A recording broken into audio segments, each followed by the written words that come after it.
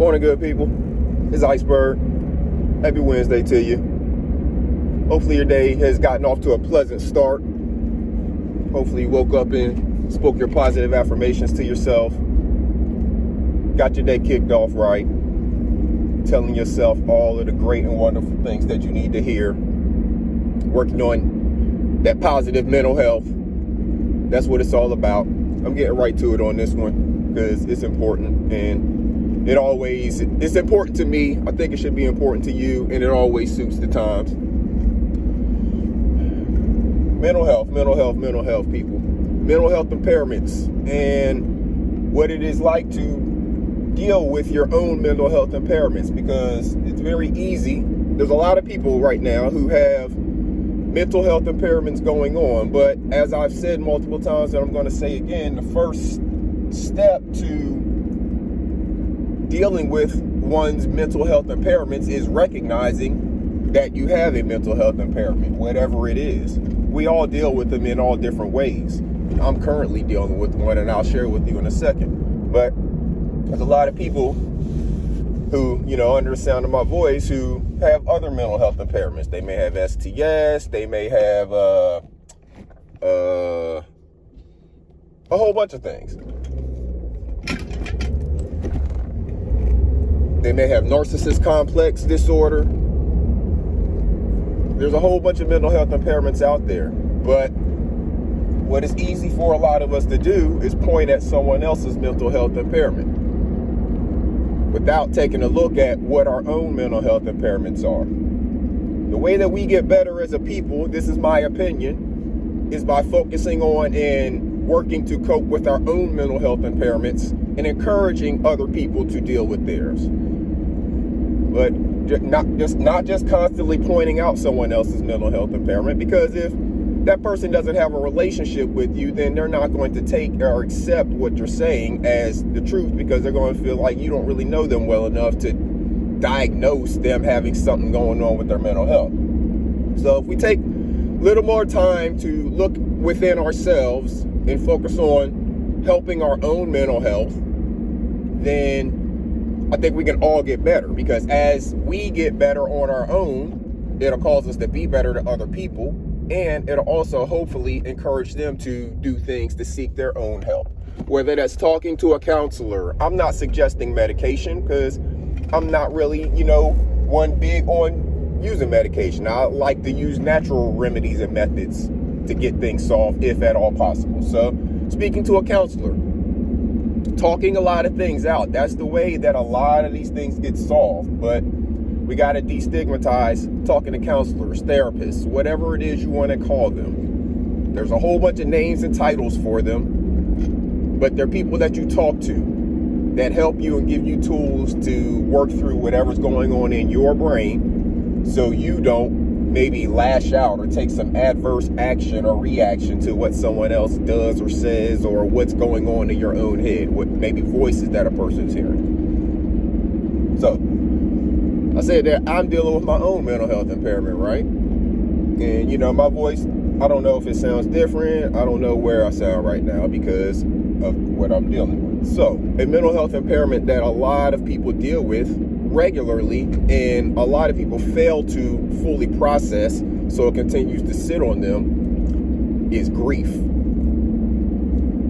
The emotions and the thoughts and the feelings attached with grieving are mental health impairing.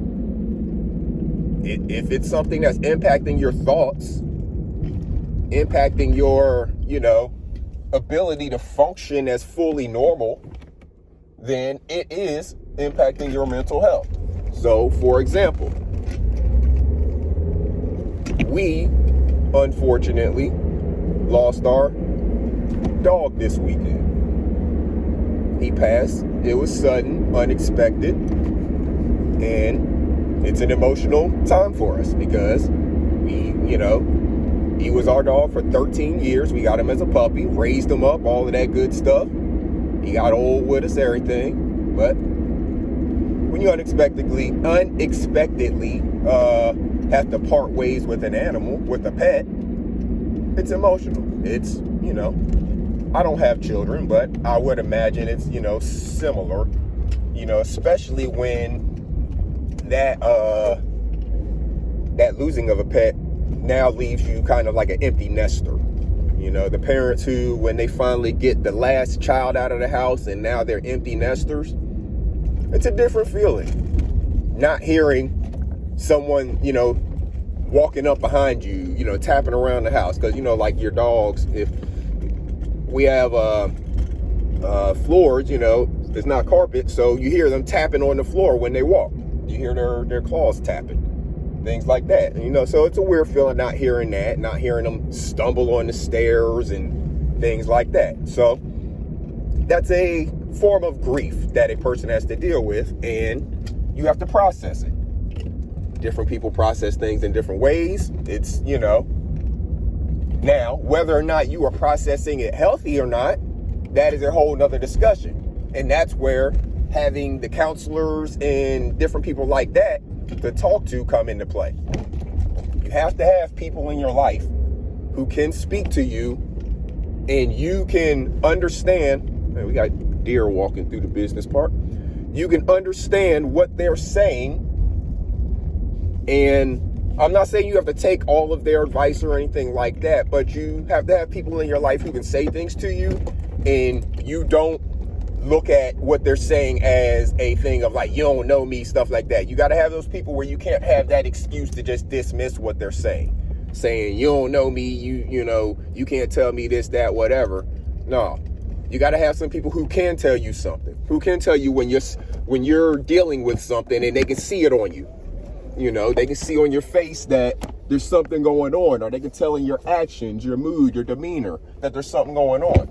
You got to have those people in your life who can not call it out in a way of like, I got you, but call it out in a way of what's going on. Do you need to talk? Do you need some time? Can I help you?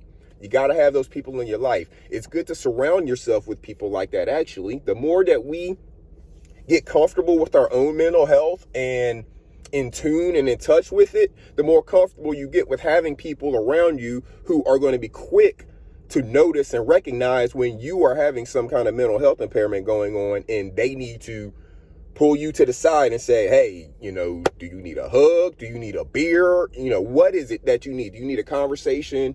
What do you need to help you cope through this time? So take some time out today, if you would, in the midst of talking about other people, noticing other people's mental health impairments or whatever issues other people have going on. Take just a few minutes out to look at yourself and recognize maybe one mental health impairment that you have going on. And then, whether it's researching, talking, whatever, figure out ways that you can deal with whatever that mental health impairment is, and maybe deal with it in the future. So it's a continuous process, not just I think I can do this one thing and it's gone. No, working on your mental health is a continuous, lifelong process. We have to do it every day, all day, for our entire lives, because we have to protect this. We only get one brain, and we are the person who has to protect our own brain. So I'm gonna leave y'all with that, good people. I know this wasn't as uplifting and upbeat of a video as I often do in my morning messages, but again, your boy's dealing with something. So, think about me, have me in your thoughts, prayers if you do that. And till next time, this Iceberg. Salute, good people.